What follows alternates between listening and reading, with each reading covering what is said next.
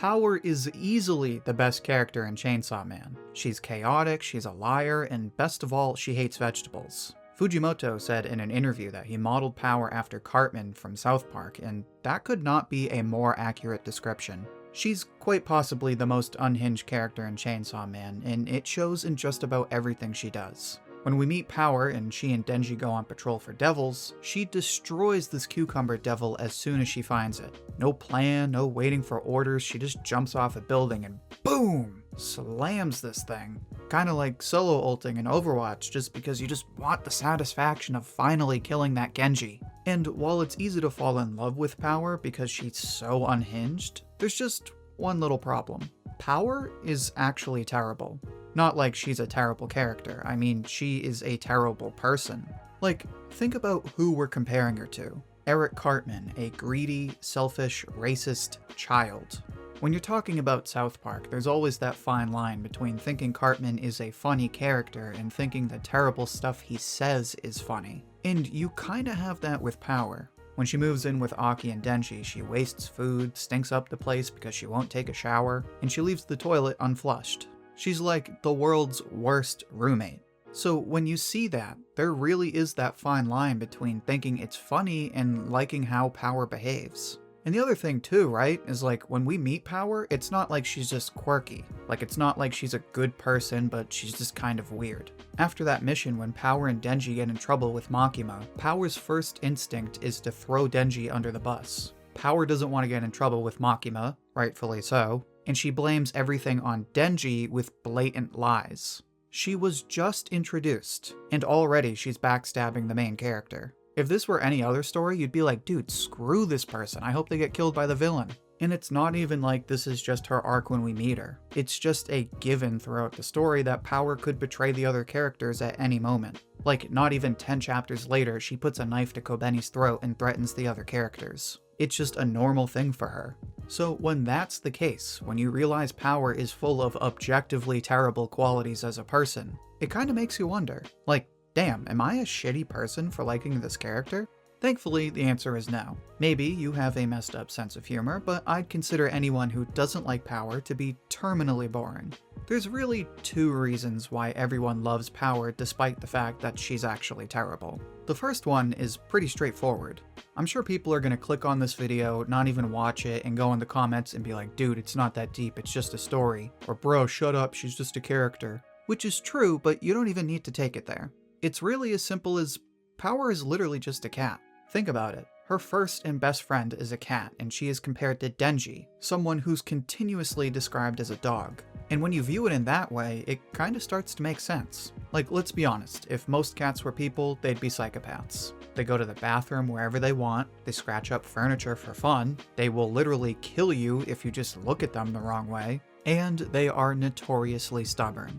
But guess what? Cats aren't people, they're pets. So what would normally get a person thrown in jail makes cats adorable. At the end of the day, they're monsters, but they're harmless monsters. So when they walk around your house like they own the place, you can't help but just laugh at their personality. And it's the same deal with Power. All the things I just said about cats, about how they're stubborn and selfish and will literally kill you, all of those things can be attributed to Power. But at the end of the day, Power is harmless. Like, yeah, she'll lie to your face, but you almost have to commend her for being so bold. Like, she will tell you the absolute worst lie in the world, but play it off like what she just said was actually genius. And because you know what she's saying is absolute bullshit, you kinda can't help but laugh. Like, she literally just threw Denji under the bus, but you really don't care because of how hilariously dumb it is. And you have to think about it like this, too.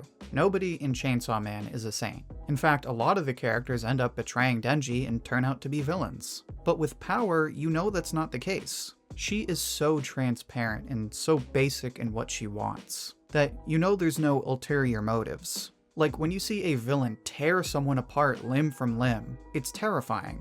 But when you see Power smash a devil and scream in glory while she's covered head to toe in blood, it's actually adorable. Which is why she's like a cat. Just keep her fed and let her do what she wants, and Power will always come back home. She's a monster, but she's a domesticated monster. Now, before I explain why this is actually somewhat of a problem, make sure to like this video if you're enjoying it so far. It's the easiest way to support the channel, and it'll help show other people why Power's the best girl in Chainsaw Man.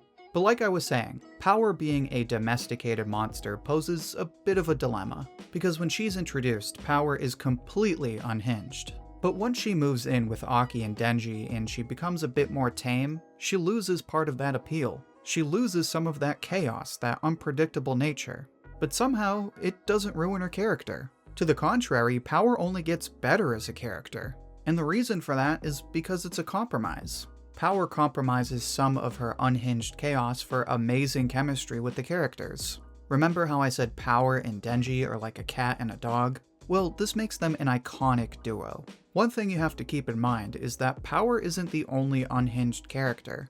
Denji is pretty chaotic himself. As the dog, he might be easier to keep on a leash, but he can be just as crazy as Power. When he meets Aki and Aki punches him in the face, Denji comes up from behind and knees him right in the crotch. Then when the two of them killed this fiend, the first thing on Denji's mind is stealing the guy's porn collection.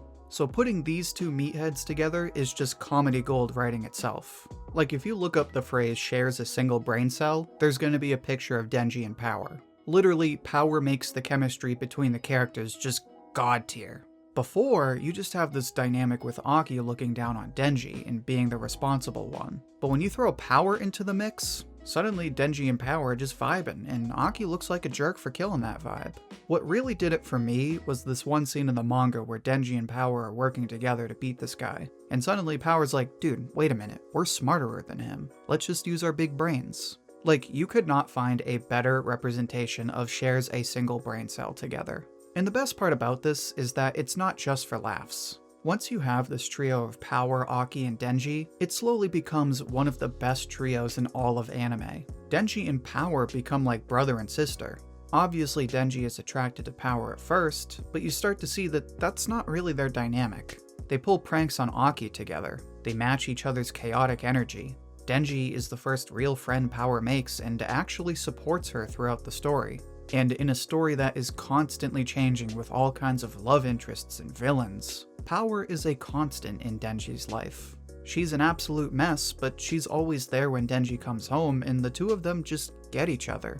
And with Aki, before he was just the edgy one, but with Denji and Power living with him and depending on him, he becomes like their big brother. He cooks for them, makes them somewhat civilized. And as they spend more and more time together, Aki eventually comes to realize that all he really wants to do is protect his new family and keep them happy. So this is why Power is Chainsaw Man's best girl. She might not be this brilliant villain or the perfect girlfriend for Denji, but she is an unhinged menace to society. She consistently makes us laugh, and despite the fact that she's a monster, you can't help but find everything she does absolutely adorable.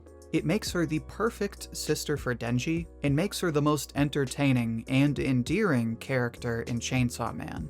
But maybe you don't like Power, or maybe you do like her but you don't think she's the best girl. Share your thoughts and check out everyone else's favorite character down in the comments. I'll pick my favorite and share it as comment of the week on my community tab. And if you enjoyed the video and you'd like another discussion like this one, then make sure to check out my video on the main theme of Chainsaw Man. In that video, I do an in-depth analysis on Power and the other main characters, and explain how they each show you what Chainsaw Man is really about. You can find that video in the playlist linked right here. Until then, thank you for watching, and I hope to hear from you soon.